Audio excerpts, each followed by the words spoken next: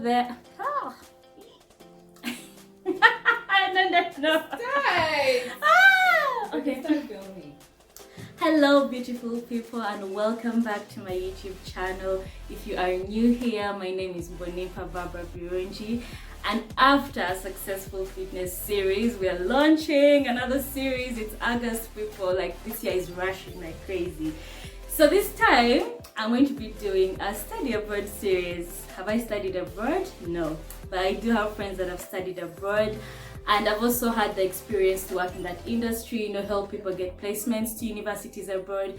So we're going to be taking a journey into, comparing the Ugandan experience, university experience with the study abroad experience.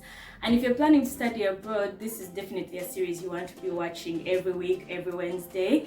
And we'll be discussing different sectors. So without wasting time, let's get into the video and meet our guests for this series. We have our two guests for this series, my amazing friends. I had to take advantage of this time before they fly back on the airport open. Yeah, but I'll let them introduce themselves.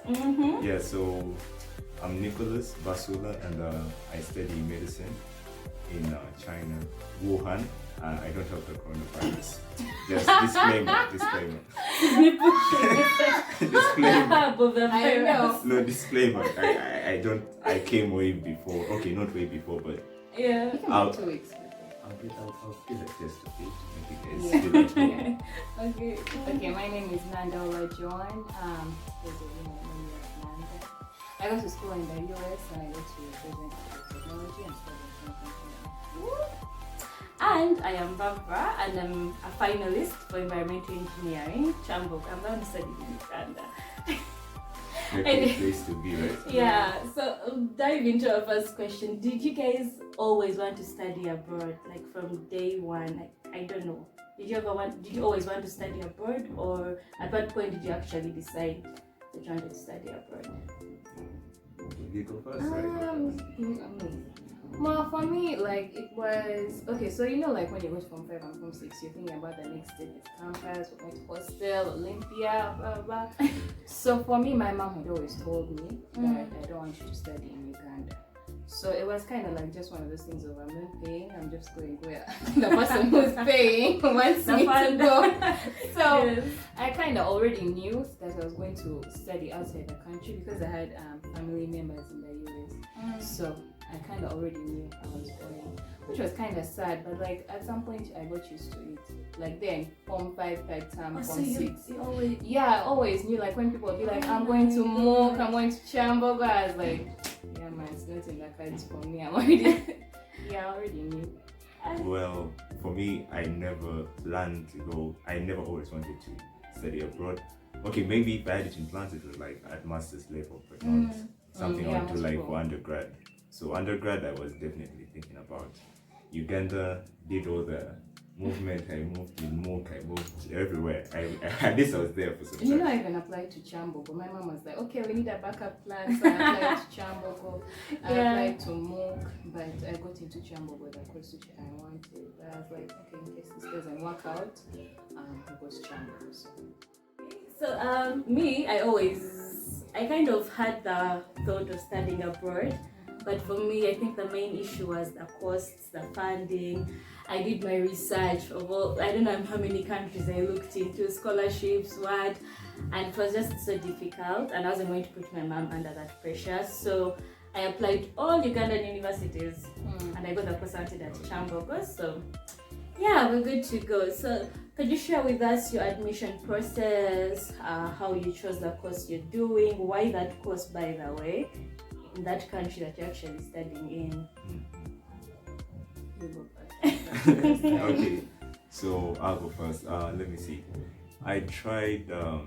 I knew I was wanting to do medicine, and everyone was the ideal thing. If you are in Uganda, everyone was aiming to go to Mook somewhere or another. So it was the same thing. I wanted to go to Mook. So yeah, we did our A levels, got done with that, and I unfortunately wasn't able to get into Makerere. So I decided then, just trying out things, I decided to go to KIU, it was Ishaka, right? So I spent about a month, half a semester there, and something in my brain just went, yeah, I can't stay here anymore. So I'm like, okay, actually, I think I was just like, well, if I'm paying for uni, if I'm not in government, then why limit myself to, staying in Uganda, right? Because they actually pay a lot at KIU, right? Yeah, so I think it was about, I don't remember the exact tuition, but yeah, I'm like, I might as well just go out. And luckily, my parents were not difficult people. Yeah, but once they know what you want, they're perfectly fine pursue that. So then everyone asks why China, and in the medical field, everyone is skeptical about China, right? But I guess, yeah, personally, I think I'm a person who has a lot of self-belief in myself. So I'm like, I think I can, wherever, it doesn't really matter where I go, I can work out my own destiny, kind of thing. Yeah. So I went to China because, like I said, I began the process late. I thought I had enough to get to MOOC initially. Yeah. But then turns out I didn't. So I'm like, okay, because I began late, the only option I had actually was China. Though initially I planned to go to France actually. That's why I wanted to go. But then it proved like if I wanted to go to France, I'd have to sit another year. I feel like I'm wasting my time. So I think I just went with what goes, and yeah, that's how I ended up in China. So medicine, always wanted to do that. Thank God I'm doing it now. And the admission process, how was it? Was it hectic or it was like? The admission process, it wasn't that hectic to be honest. I think I didn't go to any agency, but I had a cousin who was studying there. So he sort of connected me to a person who helped them. So he actually did most of the work. Literally, what I was just waiting for is a phone call, like, or just come or do and this. You have to pay. Yeah, no, I don't remember having to pay. Or if I did, it wasn't that expensive. I think I only paid for, if I remember, I think, yeah, the lady, but it was, I think it was in excess of like $300 US. Yeah, I don't think you would remember if it was less than that, because most people charge 1,000 upwards. Yeah, so I think it was my cousin and the cousin involved. And she connected me, he connected me to someone who was a Chinese actually. So the Chinese person wasn't so tedious working with. So it was kind of simple. I can't say it was difficult. The only difficulty was because I was applying late. So you actually need to apply earlier to have more options. Exactly. Oh, okay. And so you, Nanda, for the US? Okay. Well, I picked the US because I had family members there first of all. So, and my mom was very like, you have to go. She wanted me to go to a place where I had like let me say a home base type of thing. So I went to Missouri because that's where my cousins live. And then for the school, it's the same thing. Like the school I picked, my cousin had gone there before because they had a good nursing program and she was in nursing school. So she was already there, so she already knew like the people in the offices, she knew who to email, whatnot. And this school had no admissions fee. Most schools in the US have admissions fees. This school had no admissions fee. It was a private school. They were giving scholarships to international students based on what you get on your SATs. Then what was the other question? Oh, the process. Yeah, the process honestly wasn't. I think the process, maybe what streamlined the process for us was because we started early. So as soon as I finished UNAID, like the next week, we went to the embassy, we went to the education section, we found out like what tests you need to take, we borrowed the books, and by the way, you can borrow the books for free. We got the books for free. Then I started studying. I took the SAT subject test. You can take the general SAT and then you can take the subject test. So because like we weren't so sure what tests to take, I was like, okay, so I did PEM in Form 6, so I guess I have to do the physics SAT and the math one. There was the economics one, but there was physics and math. So I did those two. And then like after, when I was applying to the school, they were like, oh, we also need your general SAT. So I was like, what do you mean? I was like, we had to go back and then we had to pay the fee. Mind you, all the tests you're paying, it's not free. You pay to go to ISU to do them. Yeah. So I did those SATs. Then I did the TOEFL test. Did you guys do the TOEFL test for China? No. you have to. TOEFL is test of English as a foreign language, so we did that test. And then I applied to the school. I got in. It was quite. It's not as like looking back. I wouldn't say it was hectic. I would just say the fact that we started early helped us because we were done by like June and school started in August. Oh. Yeah. So it was visa just and everything. no. After we were done applying. The only thing that was taking time was me getting a passport, because when you go to internal affairs, if you don't know someone, Yeah, it is a bit you tricky. wait. So getting a passport, getting the visa and the ticket. So it wasn't hectic as such. So And the visa process? The visa process for the US Embassy, I can say it's as long as you have the admission. First of all, you have the school sends you the admissions like form and all that stuff. They send it to you, and then you have the I-20. Then you have the other form called the CV's form. If you have all those and you have a passport that's not expiring anytime soon, if you go for the interview, they're not going to ask you much. They're just going to be like, okay, so you got in, did you pay for this, you pay for this, that's fine, stamp the visa. That's it. Okay. Yeah. Well, the Ugandan admission. You You still have to tell us. All of us went through that though. Yes, I have to let them know that Ugandan experience. You're watching. Well, basically, you get your results and then you wait for the government list to come out. Yes, For those that are getting a government scholarship. we applied in Form 6, right? Yeah, we did. we We all did. had to. And you Actually- put your choice. Yes, Yes, I for like actually 3 got programs. one. They gave me on government. I got food science and technology. I'm like, guys, I'm not doing that. Then on private, they gave me biomedical engineering. I'm like, no, pass. I'm only aiming for medicine. Then I remember I applied to Chambogo and I got something in statistics. No, I think that was the MOOC one where I got statistics something. Then Chambogo, I just remember seeing my name on the list. You didn't even have They did- No, because at that She time didn't like, I even already check what knew. was up. You knew I was out. I was like, oh, I wish they would give this place to someone else. But like, anyway. And I was actually using my government money, yeah? Where your money go? Yeah, because I even went to hall and I used everything I paid for hall and all those Are you things. I don't serious? know. Yeah, I don't know who's munching that cash, but he's a happy You man. can get a refund. No. I had to open an account and have Wow. it. Like apparently they send you things to Stanbic or something, like But for you're government just- students. So if I So you registered, act like you're yeah, there. I had to do it honestly. I thought Don't about be it. afraid. Right as well. This government overstamps us. Anyway, well, for me, I basically wanted to do engineering. We're in the same physical class, me and Joan. with Pam. Yes, and it's like a biology. I Oh, hate Why you biology. guys look at me like that? Yeah, this year, but Yes, so it's a nice life. for everyone in the physical class, it was more of like a dream to do engineering something, And for engineering, I didn't even know environmental engineering back then. And my father is a civil engineer, so growing up, I knew it was civil engineering. I fell in love with it, watching him work and all that. So we applied for it on government, and I didn't even get a small course. Oh, yeah, was the year when Max kind of. Yes, they were weird. The Hey, grading exactly, system yeah. was changed. Yeah. Yeah. Getting 15 They points. shot Like, me in the foot, I man. failed. Yeah, so I get to private lists, and I'm enlightened about the course through my auntie Grace. She's done the course before, and I'm like, what course is that? And she tells me what it's about, and it's actually what I love. I love the environment, I love all that, and I still get to do my physics, my math. I was not ready for the chemistry though. We don't chemistry in A level. So if you're doing that course, be ready for the chemistry. Yeah, so I applied for it on private, and guess what? People that had lower marks than me had applied for it on government and got it. But I did not know. Yeah. You get Free cash. So I'm paying tuition, and there are people who had way less points than me that actually not paying tuition at all, but were in the same class.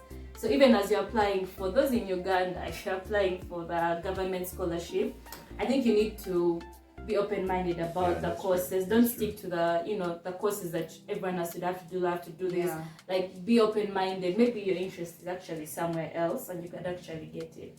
But it wasn't hard though. I applied online. I got UCU, I got MOOC, I got Chambogo. What courses did you get at UCU? UCU, I got civil and environmental. At UCU? Yes. At UCU. So you just had to pick But- between UCU And Chambogo. But you see, Chambogo is a government university, so the So the tuition is tuition is- lower. Yeah. Oh, yeah, You UCU get is private. Now UCU is private, so I was like, And then all my friends, which I'll get to that part of friends, but all my friends are going to like all these other universities and they're going to this conversation for another day. So I didn't have to travel so far because it's within Kampala. But for you people who had traveled to like a whole different continent, do you remember that first journey? Actually, before we go into that, I forgot to mention I'm doing chemical engineering. Even if I did chem, I didn't do chemistry. You'll get into that question later. But what was the next question? First journey. Yeah, first actually, just to add on to what you said about not limiting yourself when it comes to courses, because I guess like some people, Form 6 people might watch this, right? Yeah, I remember I missed medicine government by like 1 point on those calculation things. And then now, cause our teachers have told us that you're full if you put medicine, then pharmacy next. I didn't put pharmacy. But it turns out I had the points for pharmacy on government. So actually I think I spent like 2 months at MOOC trying to have my course switched to move from biomedical to pharmacy, and it meant pain. But I guess at the end of the day, my desire for medicine kind of prevailed. So and God it just felt to go through. So just put what you want, really. I feel like we don't have enough career guidance. Yeah, it's like man. Yeah. Because the thing I got, food and science, I couldn't remember that I put that thing on that Punjab. I was like, where did they get this thing? I don't even remember what a Punjab form looks like. Yeah, that's the thing. It was always medicine, and then you don't care about the rest. Like if you're in biology, you're going to pharmacy or medicine or nutrition. If you're in arts, lawyer. That's so I didn't know anything that was after medicine. You're going to be an engineer. That's it. Like, oh my god. Anyways, first journey. Yes. You want to go first? Yeah. You go first. Okay. You mean like physically going to the airport? Yes. Like your first trip, like you have your visa, you have your admission. You start in school in 2 weeks and they're like, bye Nanda. Me, first of all, let me tell you, after I got the visa, remember I told you we got done with June, but giving out the visa process, getting a visa interview, you have to plan it weeks in advance. So you have to, like, for the US Embassy, you have to get let me say you open a laptop right now, they'll tell you, the next education visas, we're giving them out 3 weeks from now. So that's what delayed us. Like I had the visa thing. And then when you go for the interview today, they'll tell you to come back next week for your passport. So what delayed us was the visa thing. And we were waiting for the visa so we could buy a ticket. So after we got the visa, then time to buy the tickets. We went to, that area in around Christ the King area. Travel agencies there. So we went to the Emirates office. They're like, we don't have any flights. Or they'll be like, we only have first class flights available. They're like, this is back to school time. There are no flights available. The flights available are like $5,000 one way ticket for $5,000. When I tell you, we used to how the number of times I used to refresh my phone. That's how you gave up on their travel. No, because Google Flights will show you like flights are available when you go to the actual pages, like the airline. Until we went to KLM. And they were like, they didn't have flights at the actual KLM office. So then we went to another travel agency. And the lady was like, you need to buy this flight now. Like a flight popped up and she was like, you need to buy this flight now. It seems someone has cancelled. So yeah, we got that flight there and then all of us were so happy. It's like, okay, now everything is ready and it's going to the US flight. So the day for going to the airport, it was like a wedding, honestly. My sister came, she came with my nephews, my auntie came. Actually, the day before, my mom told me, call all your aunties and uncles, tell them that you're going to the US. We don't want anyone saying they didn't know. I called auntie this and this, uncle this and this. Tomorrow I'm going to... Wait, what were they supposed to do about it? Like, no, I think my mom didn't want this thing of like people asking, because like we all knew, like when people know that you are in back, so the next year they're like, oh, she's at campus now. They're going to be like, oh, she's in the US now. Be like, so you guys did all those things and you didn't even tell us. So, like, just in case maybe they want to help like their kids through that process. Now you have someone who's control. So I did all that. Then on the day of going, of course we went to church. Pastor had to pray Are for you me, serious? safe travels. Wow. Then, That's great. then we went to that. I remember that time there was still, I think that was the time they had just begun those renovations at the airport. So when we were going, we went with 2 cars, mind you. Guys, it was so dramatic.